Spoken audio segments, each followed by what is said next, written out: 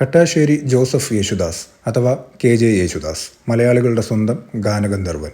1940 ജനനം. 60 വർഷങ്ങൾക്ക് മേലെ നീണ്ടു നിൽക്കുന്ന കരിയറിൽ 10ലും കൂടുതൽ ഭാഷകളിലായി 50,000-ഓളം പാട്ടുകൾ.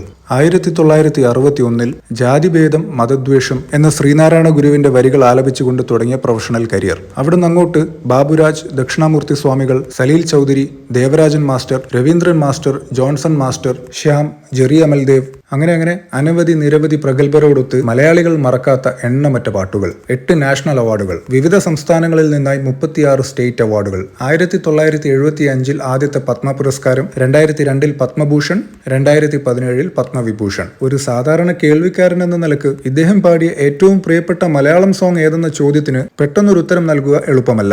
അതുകൊണ്ട് ഇദ്ദേഹം പാടിയതിൽ എനിക്ക് ഏറ്റവും പ്രിയപ്പെട്ട 2 തമിഴ് പാട്ടുകളെ സൂചിപ്പിച്ചുകൊണ്ട് ഇത് അവസാനിപ്പിക്കുന്നു. 2 പാട്ടുകളും കമ്പോസ് ചെയ്തിരിക്കുന്നത് തമിഴിലെ പ്രശസ്ത സംഗീതജ്ഞൻ ഇളയരാജ. ഗാനങ്ങൾ ഇവയാണ്: സൊല്ലത്തുടിക്കുതു മനസ്സ് എന്ന ചിത്രത്തിലെ പൂവേ സെമ്പൂവേ എന്ന് തുടങ്ങുന്ന ഗാനം, അടുത്തത് റെട്ടേവാൽ കുരുവി എന്ന ചിത്രത്തിലെ രാജരാജ സോഴണ്ണാൻ എന്ന് തുടങ്ങുന്ന ഗാനവും.